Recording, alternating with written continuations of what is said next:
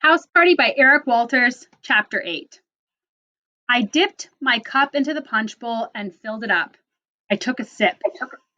It tasted a little bitter. Maybe the juice was starting to turn. It didn't matter. I was thirsty. I chugged the whole glass.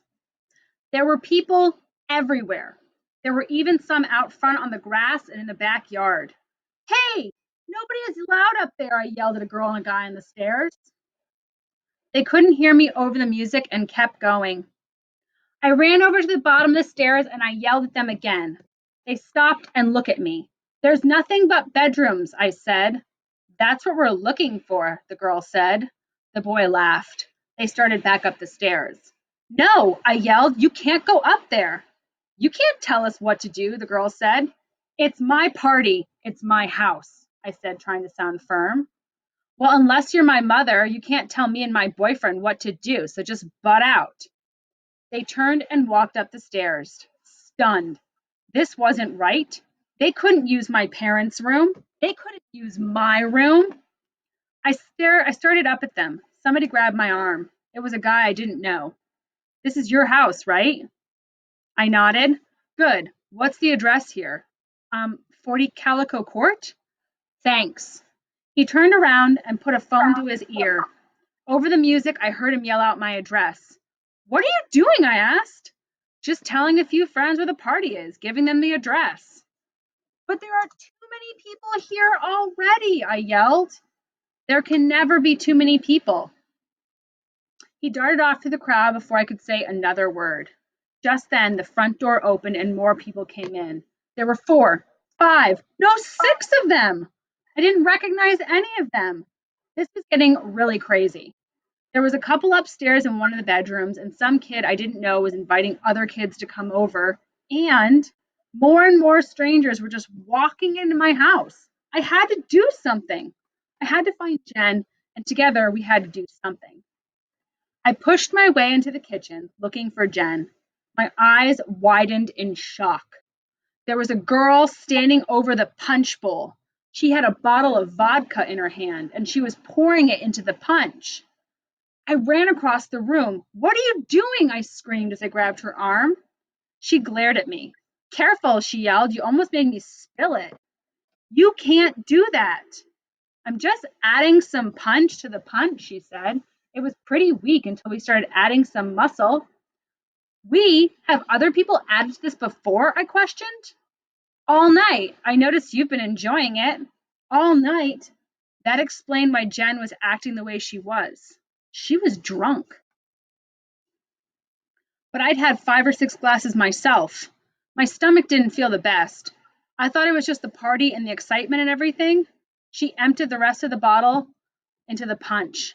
She then took the ladle and mixed it all up. I had to find Jen. I squeezed out of the room.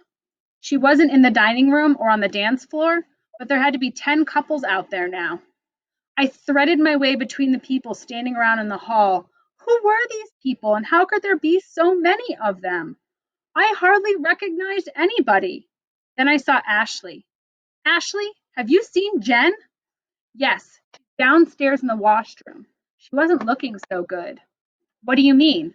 I think she had too much to drink. She looked like she was going to upchuck. The punch. She's been drinking more of it than me. I went downstairs. There were dozens of people in the room. The TV was on and a music video was blaring. People were talking, laughing, drinking, eating pizza. There was a piece of pizza lying upside down on the carpet. I picked it up, putting it down on the table. The door to the bathroom was slightly open. I peeked inside. Jen was on her knees in front of the toilet. There was a girl standing over her, holding back her hair. Jen, I need you to help me, I yelled. Things are getting out of control. She bent forward, her whole body convulsed, and she threw up into the toilet. The girl leaned away but kept her hold on Jen's hair, keeping out of the vomit. Jen coughed and spit in the toilet. Then she looked up at me. It must be the flu. I didn't have anything to drink, just the punch, honest, she said. The punch has been spiked. It's almost pure alcohol. That would explain it. She turned back to the toilet and threw up again. It was nothing but liquid, the same color as the punch. She turned back around. That feels better, she said, her voice quivering. There are too many people in my house, I practically screamed. And there's going to be more. There was a guy who called his friends and invited them to come over. Is this your house? The girl holding Jen's hair asked. Yes, it's my place. I didn't know who lived here. I got a text message telling me it was an open house with no parents. My friend told me, Bailey told me she read about it in a chat room. I didn't tell anybody in the chat room, Jen said. Probably somebody you told went into the chat room and told everybody else, she said. There's no telling how many people know about it yet, and it's still early. No more people can come, I screamed. We have to stop people from coming. Jen steadily rose to her feet. You lock the door, Jen said. I'll go to the front door and stop people from coming in. Do you think you can do that? I'm okay, and if anybody bothers me, I'll puke on them, she says. She gave a weak smile. Meet me at the front door when you're done with the back. I raced upstairs. The key to the back door was hanging in the hall. It was a deadbolt, and once it was locked, there was no way anyone could get in or out without the key. I ripped the key off the hook and ran to the door. It was wide open where people were going in and out. Excuse me, I said as I pushed my way past some people. I have to lock up the door, and hey, that's my father's camera. A boy I didn't know had my father's camera in his hands. Without even thinking, I grabbed it from me. He didn't fight me. He hardly reacted at all. Get out and don't come back. Screw you, he yelled, but then he walked out the door. I slammed it and it shut and locked the door. Nobody was going to be coming in this way, at least. Now we had to control the front door. Stop anybody else from walking in as soon as somebody left and not let them back inside. Jen was standing at the front door. Along with her were Mike and Mo. They're going to work the door for us, Jen said. Thank you so much. I had to fight the urge to wrap my arms around the both of them. They'll make sure the door is kept locked and that nobody else gets in. By the way, why do you have a camera with you? Are you taking pictures? I looked down at the camera. I'd forgotten I was even carrying it. No, I caught somebody trying to steal it. I took it away from some guy. That's awful. Mike put his hands on my shoulders. We'll try to make sure that nobody takes anything that isn't theirs.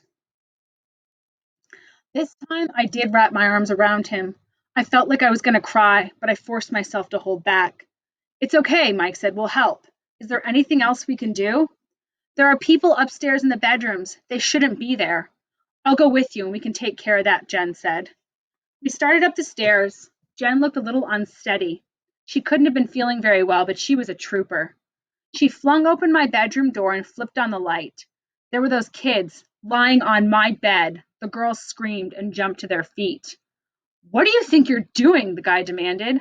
What do you think you're doing? Jen yelled back. This isn't your house and you were told not to come up here. So now you have to get out. You can't tell me get out now or we'll call the police. He looked like he was going to say something, but he didn't. Come on, let's get out of this place, the girl huffed. She grabbed her shoes from the floor and stomped out of the room, straightening her clothes as she walked. Thanks a lot, the guy said, as he started out of the room. And then he turned around, grabbed the lamp off my dresser, and tossed it against the wall. It shattered into 1,000 pieces. I just stood there, speechless. I didn't know what to say. I'll go check your parents' room and kick anybody else out who's there. Then we'll make sure no one else comes upstairs. Maybe we should make everybody leave. Jen shook her head. I don't think we could do that even if we tried. It might just make things worse. It's almost midnight. People are going to start leaving on their own soon. She smiled. Still, it's a pretty good party, don't you think?